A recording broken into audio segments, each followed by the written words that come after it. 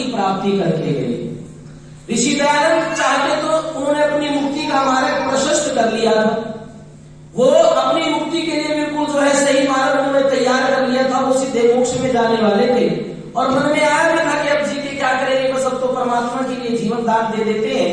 लेकिन आप जो है अंदर से आवाज आई, समाज में जो पीड़ा फैली हुई थी उस पीड़ा ने झकझोरा ऋषि दयानंद को और ये आवाज आई कि वाहने दयानंद अपनी जो है मुक्ति का मार्ग तो जुटा लिया, लेकिन ये जो दुनिया, ये जो लोग बंधन में बंधे हुए हैं, इनकी मुक्ति का मार्ग कौन ढूंढेगा। माताओं सदनों इस विचार ने महर्षि को एक लक्ष्य दे दिया, महर्षि को एक ध्येय दे दिया और वो ऋषि दयानंद प्रचार प्रसार कार्य में जो है निकल पड़े। कहते हैं हरिद्वार के अंदर महर्षि ने पाखंड खंडनी पताका फहराई, शास्त्रार्थ हुए बड़े बड़े विद्वानों के साथ, काशी के विद्वानों के साथ, बड़े बड़े राजाओं ने भी ऋषि दयानंद के साथ आकर के शास्त्रार्थ किए। लेकिन महर्षि ने 4 वेद 6 शास्त्र हाथ में लेकर के सबके जो है उन पर ताले लगा दिए और वेद के मंत्रों की प्रमाणों की झड़ियां लगाते रहे ऋषि दयानंद। चाहे कोई भी क्षेत्र रहा हो, चाहे वो दलित उद्धार का क्षेत्र रहा हो, ऋषि ने भ्रष्ट प्रयास किए, चाहे वो नारी उद्धार का क्षेत्र रहा हो, महर्षि ने कोई कसर नहीं छोड़ी, चाहे वो गौ रक्षा की बात कर रही हो, सबसे पहले आकर के संसार की जो है सबसे पहली गौशाला रेवाड़ी के अंदर महर्षि दयानंद ने आकर के खोली। और आपको तो ज्ञान भी नहीं होगा कि रेवाड़ी के अंदर गौशाला खोलने से पहले महर्षि ने एक ऐसी सभा बनाई थी जिस सभा का नाम था गो कृष्यादि सभा। एक गौ से कैसे कृषि होती है, कृषि से हमारा कैसा जीवन बनेगा, अन्य का प्रभाव हमारे जीवन पे कैसा चलता है। अब वो सभा दोबारा से अजमेर के हमारे आर्य लोगों ने या हमारे दूसरे आर्य लोगों ने मिलकर के उसके प्रमाण ढूंढे, अब दोबारा से वो चर्चा में प्रकाश में आना शुरू हुई है। तो कोई क्षेत्र ऐसा नहीं छोटा ऋषि ने जहां प्रचार ना किया हो, लेकिन महर्षि के में सिर्फ हल्के से छोटे से जो सूत्रपात ऋषि ने किया था,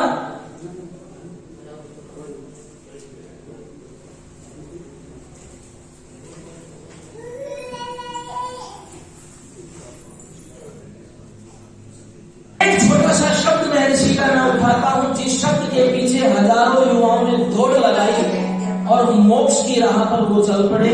वो शब्द था महर्षि के अमर ग्रंथ सत्यार्थ प्रकाश में स्वर्णिम अक्षरों में लिखा गया, इतिहास का साक्षी बन गया। इतिहास बदलता कैसे है, वो शब्द था कि राजा तो स्वदेशी अच्छा हो, विदेशी राजा चाहे पुत्र के समान भी क्यों ना प्रेम दर्शाता हो और अपना राजा चाहे कितना प्रताड़ित भी क्यों ना करता हो, लेकिन राजा तो फिर भी अपना बढ़िया होता है। ये बात सीधी किसको टारगेट कर रही थी, ये उस चीज को संकेत कर रही थी कि राज देश हमारा, लेकिन राज हमारे ऊपर आकर के विदेशी अंग्रेज क्यों कर रहे हैं। और भाइयों, ओ तो है इस देश के वासियों, ये अन्याय कब तक सहन करोगे, उठो जागो, आजादी की मांग करो, क्रांति लाओ। और माताओं सदनों इस विचार से हजारों नौजवानों के जीवन बदल गए। पट्टाभी सीतारमैया जी की बात आपको समय समय में बताई जाती है, वो तो ये कहते हैं कि भारतीय स्वतंत्रता संग्राम में आहूत होने वाले 100 में से 85% लोग वे थे जो ऋषि दयानंद के इस विचार से जुड़ करके उठे हुए थे। तो उन्हीं क्रांतिकारियों का सबका जिक्र याद नहीं किया जा सकता। माताओं सदनों उसमें अनेकों क्रांतिकारियों के नाम आते हैं, लेकिन मैं तो जो चर्चा करने चला हूं आज के इस दिन से जुड़ी हुई चर्चा है। आज हम और आप वार्षिक उत्सव आर्य समाज का मना रहे हैं, लेकिन आज ही के दिन हमने एक रण बांधते नौजवान को सदा सदा के लिए खो दिया।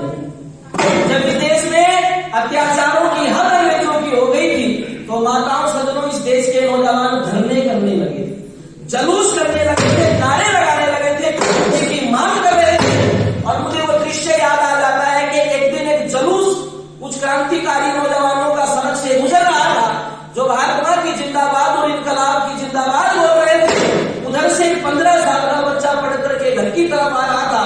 जब उस बच्चे ने उस जलूस की शक्ल को जो है क्रांति के रूप में तब्दील हुआ देखा, तो मन में उसके भी वो भावनाएं उमड़ी और पीछे पीछे जलसे के चल पड़ा जलूस के और नारे लगाने लगा, इनकलाब जिंदाबाद, अंग्रेजों भारत छोड़ो, जो है भारत माता की जय हो।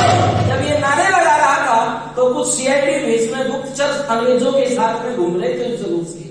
उन्होंने उस बच्चे को पकड़ के धमकाया और धमका करके कहते हैं कि हमारा राज, हमारी हुकूमत, तू हमारी खिलाफत करता है, तो इसको कोतवाल के पास लेके जाएंगे। कोतवाल के पास ले गए, कहने लगे साहब ये एक बड़ा विद्रोही बच्चा है, ये तो हमारे विरोध में प्रदर्शन करने लगा, आग बनेगा आगे जाकर के, इसको भी दबाना जरूरी है। क्या किया इसने हमारी खिलाफत के नारे लगाए। कोतवाल ने पूछा बेटा ये जो सिपाही कह रहे हैं ठीक कह रहे हैं या गलत है, आपने हमारी खिलाफत की है, कोई नारा वारा तो नहीं लगाया? 15 साल का निर्भीक बालक कहता है लगाए नहीं, मैं तो अब भी लगा रहा हूं। और कोतवाली के अंदर इनकलाब जिंदाबाद, अंग्रेजों भारत छोड़ो, वंदे मातरम, पूरी कोतवाली को बुझा दिया। जब ये निर्भीकता, ये नारों का प्रदर्शन उस कोतवाल ने देखा तो कोतवाल की जो है आंखों में क्रोध भराया, जल उठा और जल उठ करके कहता है कि ये तो बिल्कुल जो है विद्रोही बालक है, इसे तो सजा मिलनी चाहिए। क्या करे साहब, जल्लाद को सौंप दो। और जल्लाद को आदेश दे दिया कि इसके नंगे बदन पर 15 कोड़े मारे जाए, ताकि आज के बाद ये इनकलाब जिंदाबाद बोलना इसकी पीढ़ियों तक जो है वो याद रहे। माताओं सजनों, जब नंगे बदन पर जल्लाद ने कोड़े मारने प्रारंभ किए तो कहते हैं जल्लाद ने कोड़ा उठाया, चमड़े का वो हथियार जिसको पानी में रखा जाता था, आग पर तपाकर यदि पशु के शरीर पर भी मार देते थे तो साथ में खाल को उधेड़ के ले आता था। वो कोड़ा जब जल्लाद ने उठाया और पहला कोड़ा जब उस बच्चे के बदन पर पड़ा तो उस बच्चे ने साथ में इनकलाब जिंदाबाद कहा। दूसरा कोड़ा लगा वंदे मातरम, तीसरा कोड़ा लगा अंग्रेजों भारत छोड़ो, चौथा कोड़ा लगा भारत माता की जय हो। 15 कोड़े लगे, 15 बार इनकलाब जिंदाबाद या भारत माँ की जय उसके मुंह से निकल रही थी। शरीर फूट करके खून शरीर से निकलने लगा। बच्चा था, मासूम था, कब तक सहन करता। कोड़ों की मार से बेहोश होकर जमीन पे गिर पड़ा। अब जमीन पे बेहोश पड़ा जब था तो कुछ देर के बाद बेहोशी टूटी तो क्या देखता है, खून से कुछ, शरीर से कुछ खून निकलकर माटी में मिल गया है। उस खून से रंगी मिट्टी को उठाया, मस्तक में लगाया चंदन समझकर और कहता है कि ओ माँ, अगर तेरी स्वतंत्रता के लिए लहू का एक एक कतरा भी बहाना पड़ा तो तेरा ये बेटा मुंह नहीं मोड़ेगा। माताओं सजनों, ये हाल, ये दृश्य वो जल्लाद देख रहा था। जल्लाद भौचक्का रह गया। इतनी मार खाने के बाद भी ये बालक अपनी जो है जिद नहीं छोड़ रहा। सच में ये भारतीय, सच में वीर माता का पुत्र है और प्रभावित हुआ। कहने लगा बेटा तेरे जैसा बालक मैंने आज तक नहीं देखा, मेरे थोड़े से सवाल है, उनके सवालों के जवाब दे दे। क्या सवाल है जल्लाद साहब? तू इतना बहादुर, इतना वीर है, मैं नमन करता हूँ तेरी उस वीर माता को जिसकी कोख से तूने जन्म लिया। जरा सा ये तो बता दे तेरी उस माँ का नाम क्या है? बच्चा बोला नहीं। कहता है बेटा फिर ये बता दे तेरे पिताजी का नाम क्या है? तब भी नहीं बोला। कहने लगा ये बता दे तू किस खानदान का है? जुबान पे चुप्पी रही।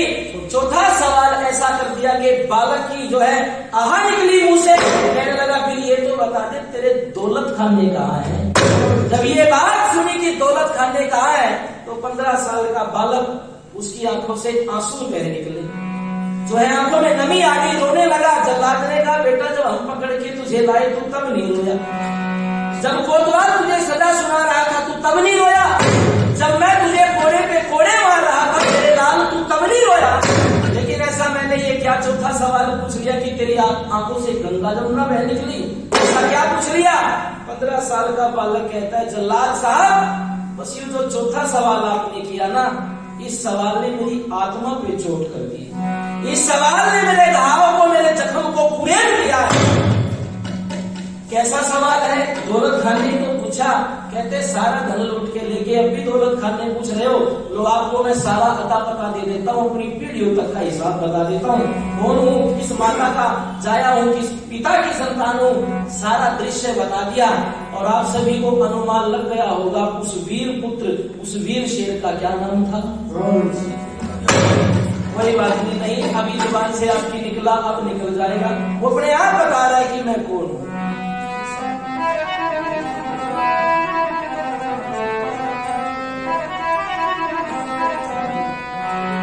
क्या पूछोगे जनाबे आली,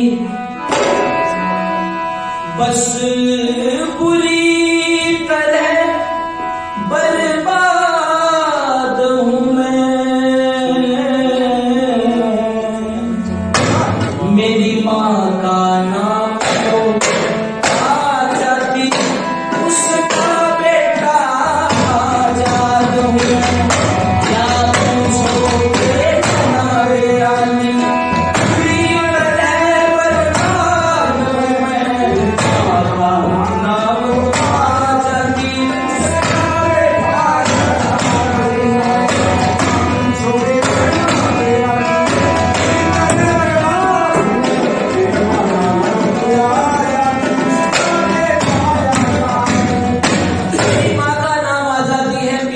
स्वाधीन और मेरे जो है मेरा जो कुर्बा है ना, मेरा जो देश है वो मेरा ये भारत है, मेरा नाम आजाद है।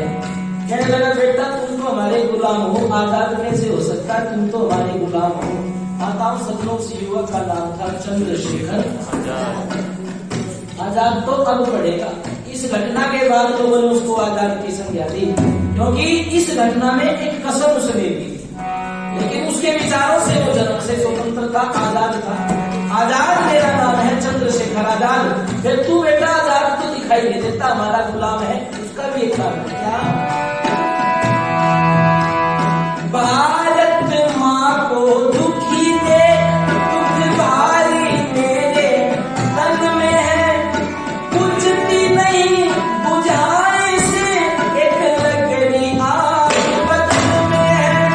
और घर तो मेरा जेल में है या प्रताप वाले वन में है, यहाँ तो गरीब खाना है, दौलत खाना लंदन में है, दौलत खाना लंदन में है। आजादी के पौधे की आजादी के पौधे की एक छोटी सी पुड़िया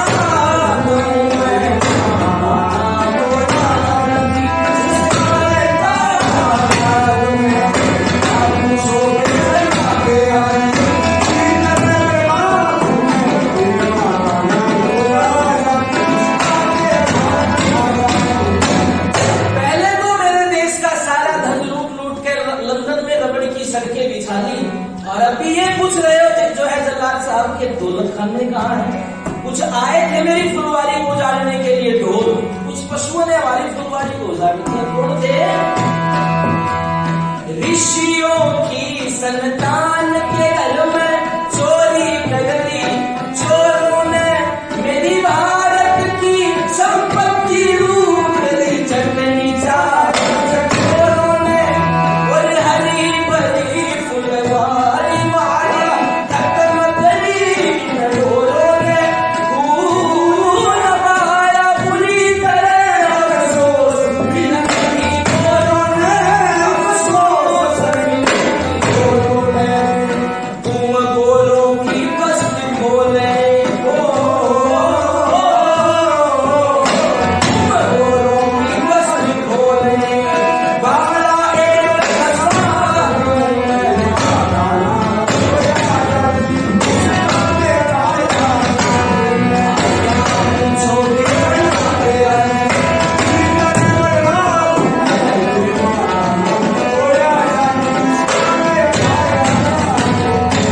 इस आजादी का सूत्रपात उसके जीवन में विचारों से हो गया। माताओं सज्जनों, इसी आजादी के लिए ऋषि दयानंद जूझते रहे, लड़ते रहे, लोगों को जगाते रहे, क्योंकि महर्षि दयानंद सिर्फ और सिर्फ रोए भारत देश की दुर्दशा पे रोए।